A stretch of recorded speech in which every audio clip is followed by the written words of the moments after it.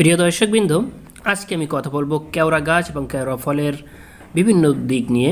কেওড়া ফলের উপকারিতা এবং এটা মানবদেহের জন্য কতটা স্বাস্থ্যসম্মত, কেওড়া ফল দিয়ে আমাদের জীবনে আসলে কোনো উপকার হবে কিনা, ইত্যাদি ইত্যাদি বিষয় নিয়ে। কেওড়া গাছ সাধারণত ম্যানগ্রোভ এরিয়াতেই জন্মগ্রহণ করে এবং কেওড়া ফল যেটা আমার হাতে আপনারা দেখতে পাচ্ছেন, এবং আমি একটা নদীর পাড়ে দাঁড়িয়ে ম্যানগ্রোভ এরিয়াতে দাঁড়িয়ে কেওড়া ফলটা ছিঁড়ে নিজে খেয়েছি এবং তার বিভিন্ন দিক দেখেছি। আজকে আপনাদের সাথে কথা বলবো এর উপকারিতা সম্পর্কে। তার আগে কিছু কথা বলে রাখি, কেওড়া গাছটা কেমন হয়ে থাকে। কেওড়া গাছ সাধারণত শৈলা গাছের মতো হয়ে থাকে, বা উড়া ফল গাছ যেটাকে আপনারা চিনেন সেই গাছের মতো হয়ে থাকে, তবে কিছুটা তার চেয়ে লম্বা হয়ে থাকে, অনেক বেশি লম্বা হয়ে থাকে, অনেক উঁচু হয়ে থাকে, সরু হয়ে থাকে, ছোট ছোট পাতা এবং ডালপালাগুলো খুবই চিকন এবং সরু হয়ে থাকে। আপনারা এই কেওড়া ফলটা নদীর পাড়ে অথবা সুন্দরবনে খুঁজে পাবেন। কিন্তু আপনি কি জানেন কেওড়া ফলের উপকারিতা এবং স্বাস্থ্য গুণ কতটা বিজ্ঞানসম্মত? যদি আপনি গুগলে সার্চ করেন কেওড়া ফলের উপকারিতা, তাহলে দেখবেন অনেক আর্টিকেল চলে আসে। তেমনই একটা আর্টিকেল থেকে আমি আজকের তথ্যটি নিয়েছি এবং আপনাদের সাথে শেয়ার করতেছি। প্রিয় দর্শকবৃন্দ, আমার হাতে যে কেওড়া ফলটা দেখতে পাচ্ছেন, এর অর্ধেকটা আমি খেয়েছি এবং বাকি অর্ধেকটা আমি দেখাচ্ছি হাতে সুন্দর করে নেড়ে চেড়ে, যেন আপনারাও এই কেওড়া ফলের সম্পর্কে প্রাথমিক ধারণাটা নিতে পারেন। কেওড়া ফল সাধারণত সুপারির মতো ছোট্ট একটা ফল এবং অথবা আমলকির মতো একটা ফল। উপরে একটি আবরণ আছে, ভিতরে বীজ আছে।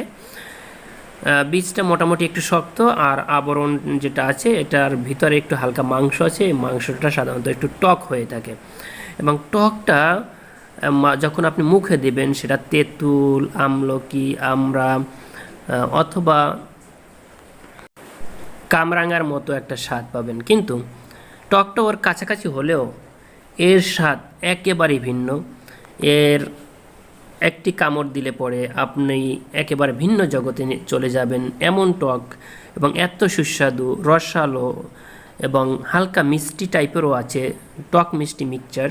সুতরাং এই ফলটা খেলে পরে আপনার জীবনের অনুভূতি একটা নতুন জায়গায় চলে যাবে। প্রিয় দর্শকবৃন্দ, অনেক কথাই তো শুনলেন, আমরা এখন কথা বলবো কেওড়া ফল এর উপকারিতাটা কী। কেওড়া ফল সাধারণত আমলকি, আপেল, কমলার তুলনার চেয়ে বেশি পরিমাণে পটাশিয়াম, আয়রন, ক্যালসিয়াম, ফসফরাস ও ম্যাগনেসিয়াম এবং জিঙ্ক রয়েছে। প্রিয় দর্শকবৃন্দ, বুঝতেই পারতেছেন কত উপকারিতা আছে এই একটি ফেলে দেওয়া ফল, যেটা ম্যানগ্রোভ এরিয়াতে সুন্দরবনের বেশিরভাগ হয়ে থাকে। এবং এটা ব্যথানাশক, ডায়রিয়ার প্রকোপ কমায়, আর একটা হলো ডায়াবেটিস প্রতিরোধী। তার মানে ডায়াবেটিস রোগের যারা আক্রান্ত আছেন তারা কেওড়া ফলটা নিয়মিত খেলে পরে ডায়াবেটিস থেকে অনেকটা নিরাপদ থাকবেন বলে আর্টিকেলে বলা হয়েছে। তো অনেক ডাক্তারও এই বিষয়ে একমত পোষণ করেছেন যে আসলে কেওড়া ফল যদি নিয়মিত ভক্ষণ করা হয় অথবা খাওয়া হয়, তাহলে ডায়রিয়া রোগীরাও যেমন বিভিন্ন রোগ থেকে মুক্ত থাকেন, ডায়াবেটিস রোগীরাও অনেকটা ডায়াবেটিস নিয়ন্ত্রণ করতে পারেন। তো আপনারা এখন বুঝতেই পারতেছেন এই কেওড়া ফলের উপকারিতাটা কতটা প্রকট এবং কতটা জরুরি একটা মানুষের স্বাস্থ্য সেবার জন্য। সুতরাং আমরা যদি কেমিক্যাল মুক্ত, ফরমালিন মুক্ত ফল খেতে চাই, তাহলে অবশ্যই এই ফলটা আপনারা আপনাদের খাদ্য তালিকায় রাখতে পারেন। আমরা যদি আপেল খেয়ে থাকি, কমলা খেয়ে থাকি, সেখানে কিছু না কিছু ফরমালিন আছে, প্রিজারভেটিভ আছে, কেমিক্যাল আছে, যেগুলো অনেক দিন ধরে বাজারে টেকসই করার জন্য রাখা হয়।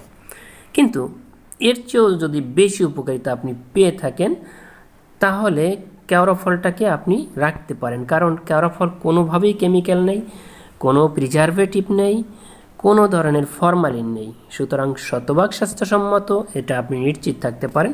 সুতরাং কেওড়া ফল আমলকি, আপেল ও কমলার তুলনায় বেশি পরিমাণে আছে potassium, iron, calcium, phosphorus, magnesium ও জিঙ্ক। সুতরাং নো টেনশন, আপনি কেওড়া ফলকে আপনার খাদ্য তালিকায় রাখতেই পারেন। প্রিয় দর্শকবৃন্দ, আজকের ভিডিওটি যদি আপনার কাছে ভালো লাগে তাহলে আমার পেজটি ফলো করুন এবং ভিডিওটি শেয়ার করে রাখুন। ধন্যবাদ।